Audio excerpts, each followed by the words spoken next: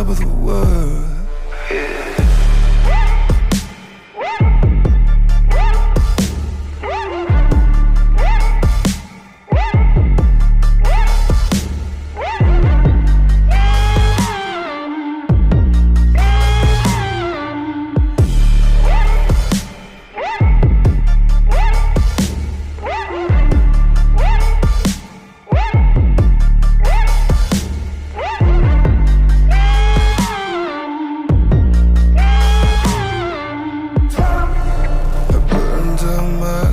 And built it up again. I burn it down twice just for the fun of it.